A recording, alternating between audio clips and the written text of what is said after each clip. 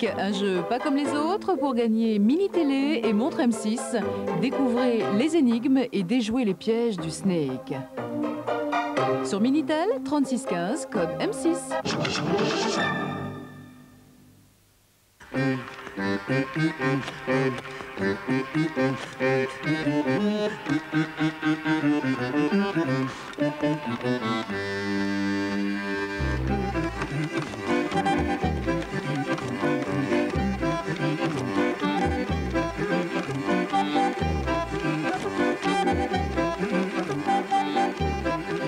Bonjour, bienvenue sur le plateau de notre cabaret de musique classique du dimanche. Cabaret dont le programme a été composé selon la tradition par mon invité, que vous avez déjà découvert à l'antenne.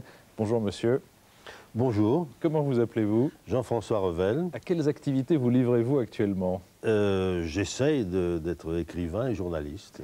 Et précédemment, à quelles activités vous êtes-vous livré? Et j'ai été pendant très longtemps professeur, enseignant, tout en étant d'ailleurs en même temps aussi un peu écrivain et un peu journaliste avant de le devenir si complètement que j'ai dû choisir entre le métier d'enseignant et celui d'écrivain. Vous avez enseigné beaucoup à l'étranger. Oui, j'ai enseigné à l'Institut français de Mexico et au lycée français de Mexico, et puis ensuite à l'Institut français de Florence, ce qui d'ailleurs n'est pas sans rapport avec certains de mes goûts musicaux, car d'une part, au Mexique, si vous voulez, j'ai surtout découvert les vertus d'une certaine musique populaire, enfin l'infinie diversité, l'infinie richesse des traditions populaires en matière musicale notamment.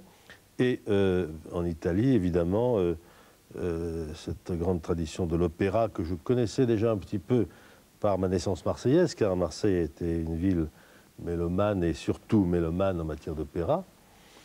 Mais à l'époque où j'étais professeur à Florence, il n'y avait pas encore eu, si vous voulez, cette renaissance du goût pour l'opéra qui s'est produite en France par la suite, de sorte que, évidemment, le fait de séjourner en Italie pendant un peu plus de 4 ans a été pour moi très important en ce qui concerne, disons, la mise à jour de mes goûts et de mes connaissances et de l'occasion de voir des œuvres. Alors, vous êtes, Jean-François Revel, l'homme de plusieurs gourmandises. L'une est particulièrement connue, c'est la gourmandise tout court. Vous avez créé un ouvrage qui s'appelle Le Festin en paroles, qui essaye de retracer l'évolution du goût en matière de cuisine. Vous mettez la main à la pâte, vous la mettez avec un succès important, puisque votre photo a paru dans Paris Match faisant une omelette, ce qui prouve que... Oui, en effet, c'est un acte culturel dont je suis très fier. Donc c'est vrai. Alors, votre gourmandise musicale est, je crois, moins connue que vos autres gourmandises, et je vous propose que nous commencions à entrer dans cette gourmandise tout de suite avec le premier morceau que vous avez choisi. C'est le Quatuor des solistes de l'Opéra de Paris et le clarinettiste Robert Fontaine qui vont l'interpréter. Il s'agit du premier mouvement du quintet avec clarinette de Brahms.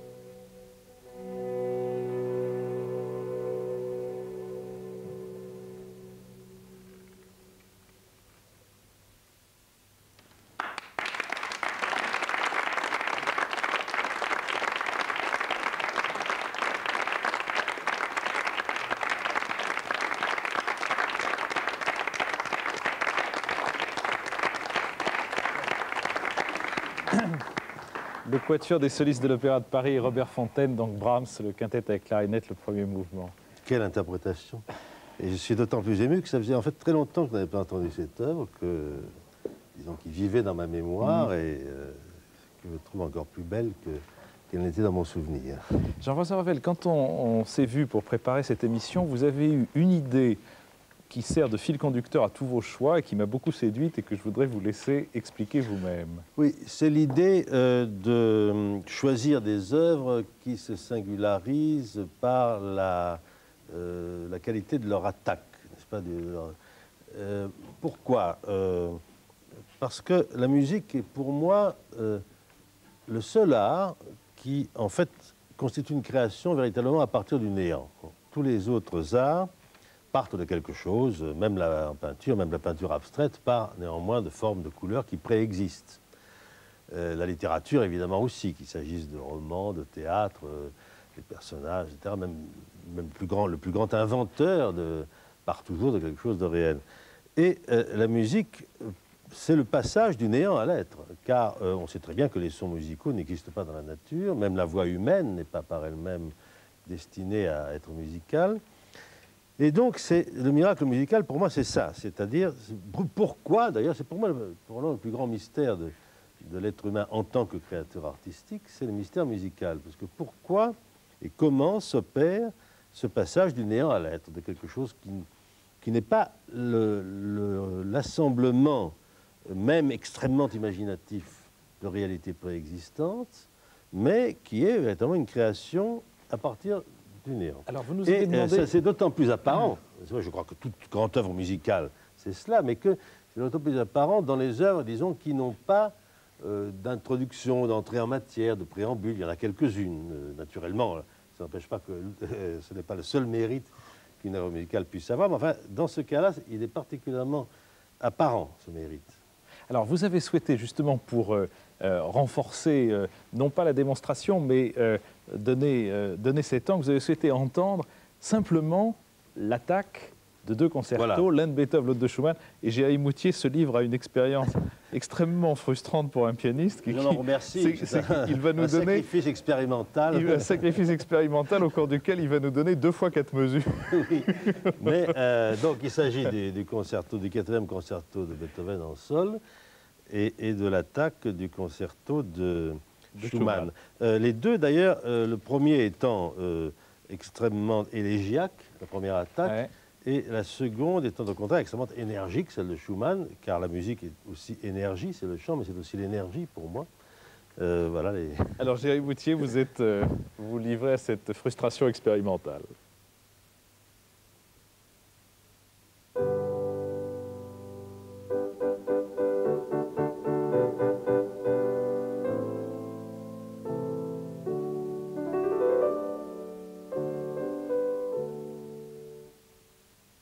C'était donc Beethoven, dont il faut dire c'était...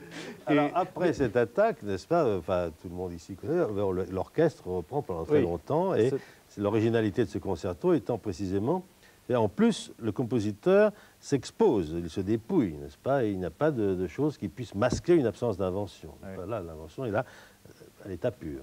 Alors Schumann, c'est l'inverse, on entend d'abord l'orchestre sur une mesure, si je ne dis pas de bêtises, sur une note même. Oui.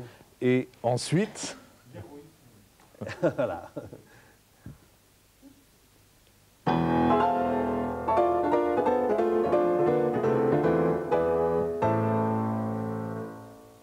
Merci. La démonstration est brève mais absolument convaincante. Merci. Je vous promets que dès que j'ai un orchestre, vous revenez faire les 2 concertos ici. Merci.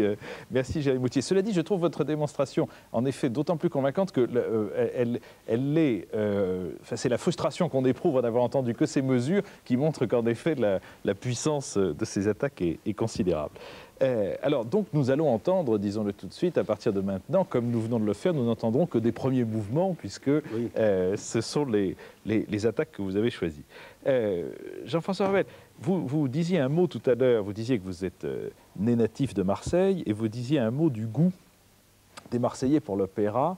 Oui, il y a une chose d'ailleurs qui me frappe beaucoup dans les discussions qui agitent en ce moment le milieu mélomane de Paris concernant l'opéra de la Bastille, etc., c'est que Le projet de cet opéra, que l'on ne peut qu'approuver, il n'y aura jamais assez de salles où on fait de la musique, est parti de cette hypothèse que l'opéra devait devenir un art populaire. J'avoue franchement que cet énoncé m'a beaucoup surpris, car pour moi, l'opéra est un art populaire. Il est né en tant qu'art populaire. Et dans mon enfance marseillaise, j'ai toujours été surpris de voir... Je vivais dans un quartier à Marseille, Sainte-Marguerite, qui était alors en pleine construction. C'était presque la campagne et ça construisait beaucoup.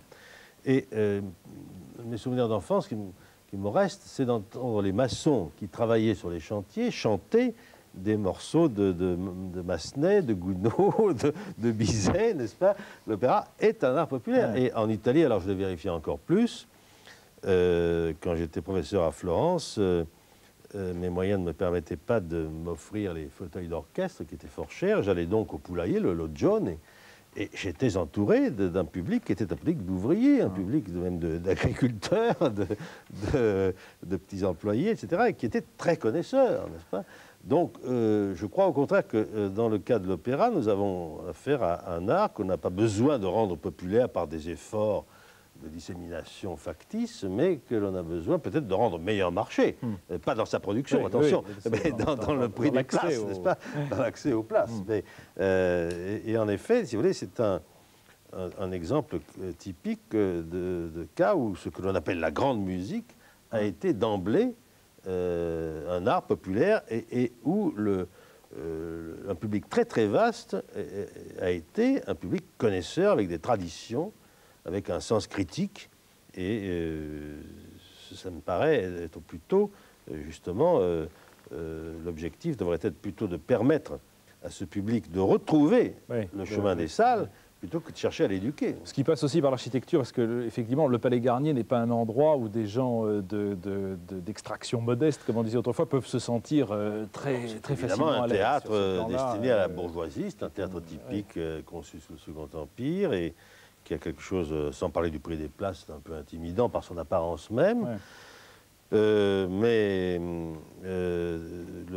La grande difficulté avec l'opéra, c'est qu'évidemment, comme chacun le sait, chaque génération ne produit que 10 ou 20 chanteurs de haut niveau, qu'aujourd'hui, étant donné le disque, et la radio, etc., et la télévision, le public est de plus en plus connaisseur, ne peut donc pas supporter des interprétations qui ne seraient pas de première qualité. Oui. Ces interprétations se payent, donc il y a là un peu un cercle vicieux, mais on doit pouvoir en sortir, je veux dire.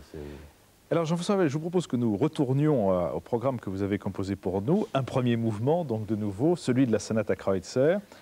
Qui n'est pas tout à fait un exemple parfait de l'attaque dont j'ai parlé, car le début, il y a une introduction, et ce n'est qu'au bout de quelques mesures que la véritable entrée en matière se produit. Mais, enfin, vous avez quand même, mesdames, le droit de jouer les premières mesures et de me parler directement. Marie-Annick Nicolas est au violon, Elisabeth Cooper au piano, le premier mouvement de la sonate à Kreutzer.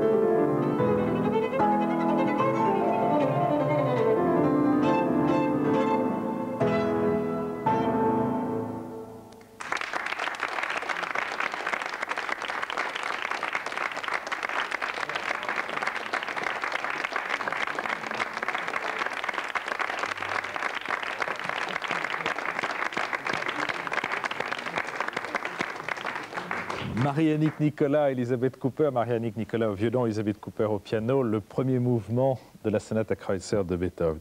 Jean-François Ravel, nous allons nous séparer de nos téléspectateurs un court instant pour la pause traditionnelle, non sans qu'auparavant j'ai fait de la réclame pour quelques disques Le premier étant un enregistrement, une série d'enregistrements publics d'un pianiste russe qui a disparu l'année dernière, Yuri Egorov, qui était un pianiste très fin, très doux et en même temps sans aucune mièvrerie et avec beaucoup de sens du rêve. Il y a quelque chose derrière moi, on me fait signe. Non, il n'y a rien derrière moi, tout va bien alors. Donc Yuri Egorov, ce sont des fantaisies, celles de Bach, de Mozart, de Chopin et de Schumann. Je vous en fais volontiers le présent.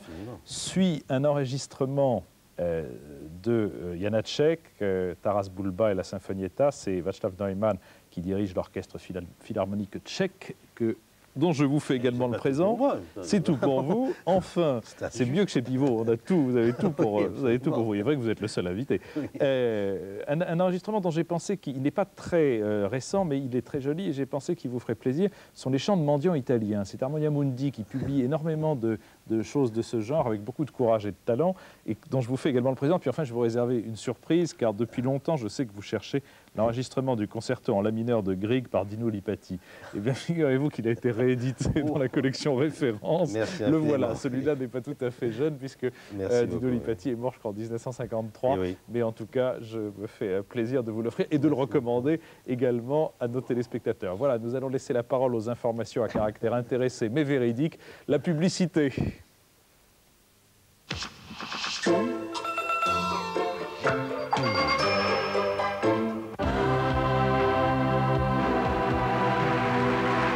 Starmania prolonge son triomphe au Théâtre Marigny.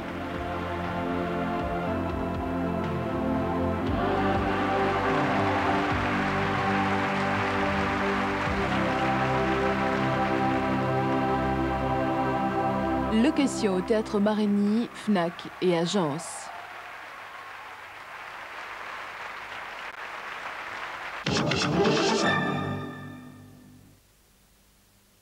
C'était donc la publicité. Alors Jean-François Revel, je vous propose que nous reprenions tout de suite votre programme par une autre attaque, un autre premier mouvement, le premier mouvement du trio à l'archiduc de Beethoven. Et pour jouer ce premier mouvement du trio à l'archiduc de Beethoven, nous sommes particulièrement contents d'accueillir le trio Tchaïkovski parce que nous avons plusieurs fois essayé de nous voir et puis nos dates ne concordaient pas, mais cette fois-ci, les voilà. Le trio Tchaïkovski, le trio à l'archiduc.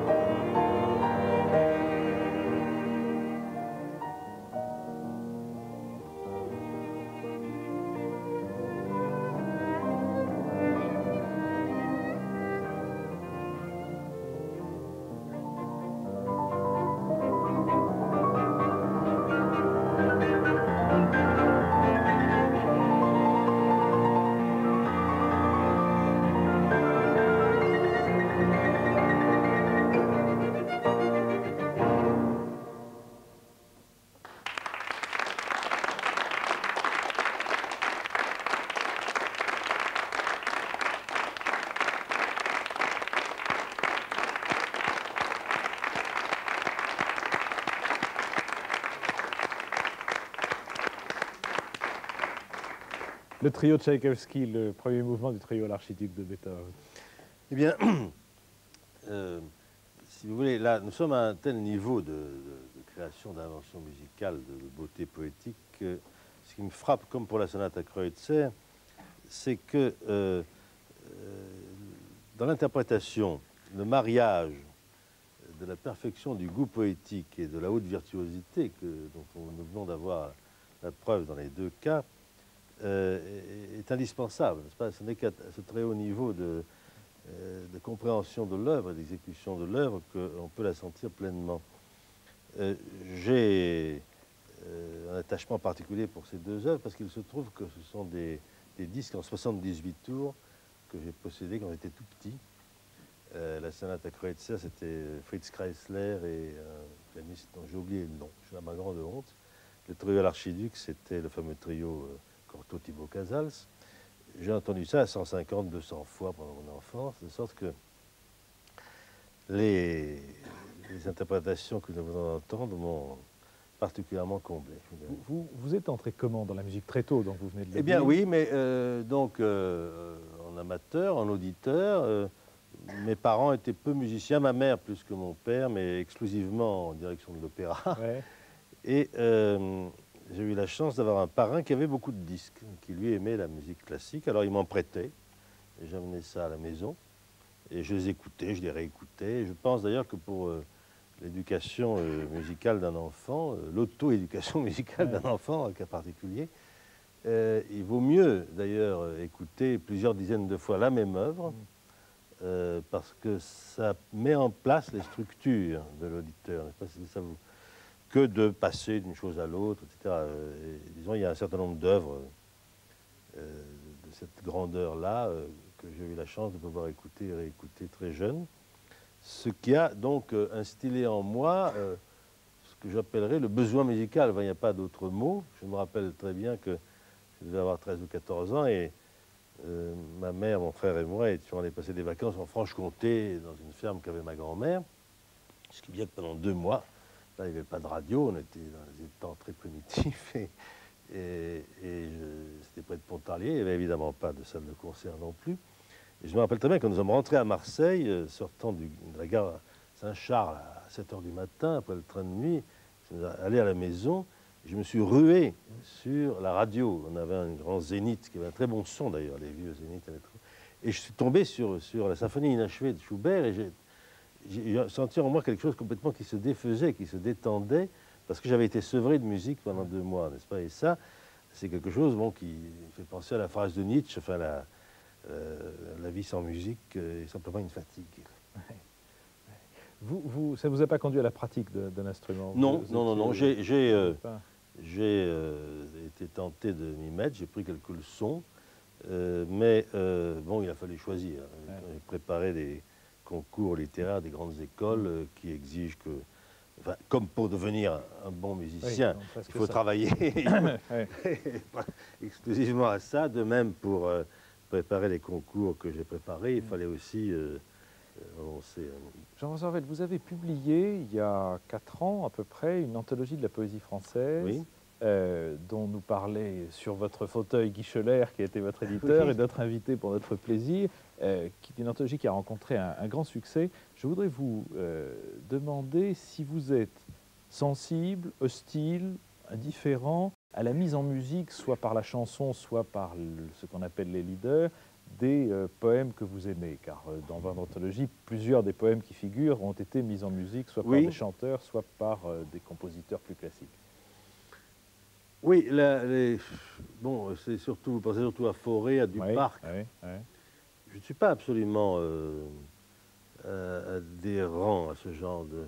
Je dirais que je les préfère quand ils sont en allemand, parce que je comprends moins le texte, n'est-ce pas? Et peut-être aussi que la période poétique.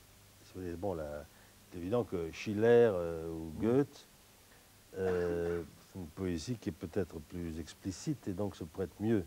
Alors que Mallarmé ou Verlaine, c'est peut-être moins... personnellement, je considère que la poésie étant déjà une musique en soi, enfin, c'est le mariage du sens et de la musicalité, il faut bien évidemment pour chanter qu'il y ait des paroles, mais enfin, lorsque le texte est particulièrement intense sur le plan poétique, je ne crois pas que ce soit le meilleur choix, parce qu'à ce moment-là, on oscille entre, si vous voulez, l'émotion poétique et l'émotion musicale. Le rythme d'un poème n'est pas le même que le rythme qu'ensuite le compositeur va imprimer, n'est-ce pas? Et j'ai eu d'ailleurs pour la poésie, un souvenir un peu comme celui de la sonate à Kreutzer, c'est le début de Athalie de Racine. Je me rappelle, j'avais 8 ans et j'avais entendu, donc oui, je viens dans son temple, adorer l'Éternel. Et ce rythme m'avait littéralement bouleversé. Et il y avait près de chez nous un terrain vague qu'on appelait le tennis, parce que ça avait été un tennis dans des temps immémoriaux, mais ça n'était plus qu'une broussaille. Je me rappelle m'être promené tout un dimanche après-midi en me répétant ces 2 premiers vers d'Athalie complètement envoûtés. Je ne les vois pas servir de support à une composition musicale. Pour moi, ce sont 2 choses séparées, si vous voulez. Inversement, par exemple, les textes des auteurs de chansons, n'est-ce pas, des bons, Trenet, Léo Ferré, Brassens, ne supportent pas d'être lus sans la musique, n'est-ce pas? Ils perdent de leur... ou Brel. Ils sont bons, mais enfin, ils perdent de leur intensité poétique. Ils gagnent toute leur intensité poétique parce qu'ils ont été écrits pour être chantés sur un certain thème. Quand vous les lisez seuls, ils se dégradent légèrement. Et ne supportent d'être mis en musique, à mon avis, que certains poèmes assez mauvais, je pense à Aragon, que je n'aime pas. Quand vous dites assez mauvais, je sais que dans votre esprit, c'est une litote et que vous faites un grand effort sur lui.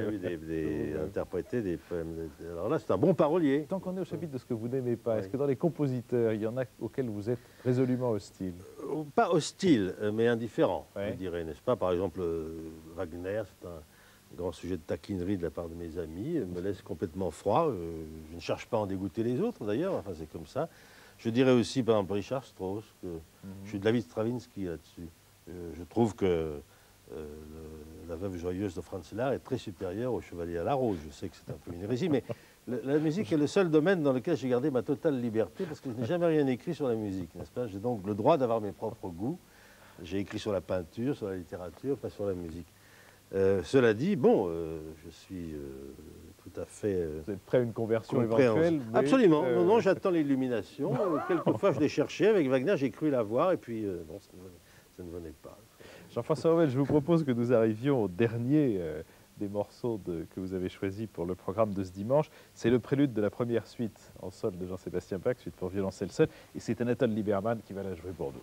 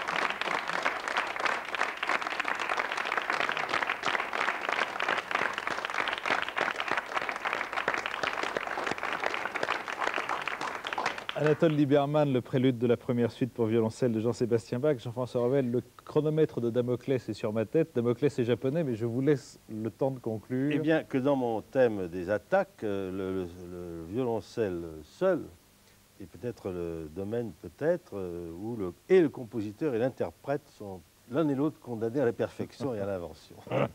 Jean-François Revel, je vous remercie. J'ai été d'autant plus content de vous accueillir que j'ai appris le journalisme sous votre férule et que ça me fait plaisir non pas de payer ma dette, mais de la nommer, ce qui est toujours ça.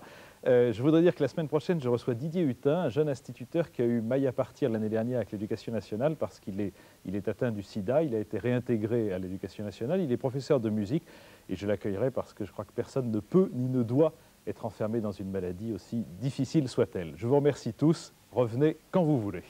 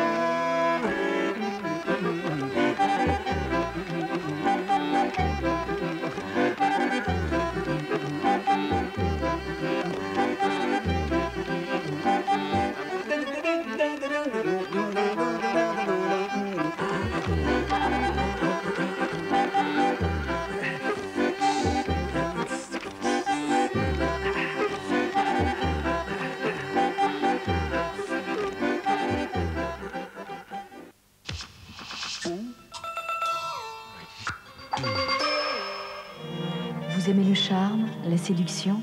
Ils vous attendent sur Minitel 3615, code rouge.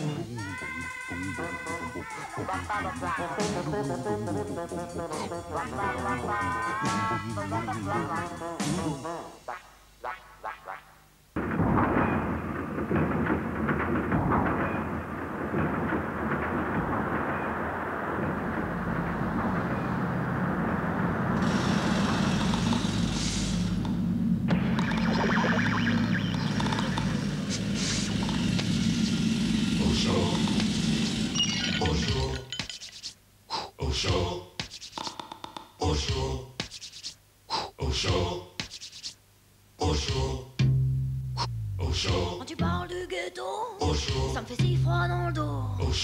Alors je viens près de toi, on est bien dans tes bras. Au chaud, avec toi. Même si t'es un salaud, même si t'es un idiot, même si t'es un Macron, même si t'es un facho. On veut tous être beaux, on veut tous avoir chaud, on veut tous être riches, on veut tous être égaux.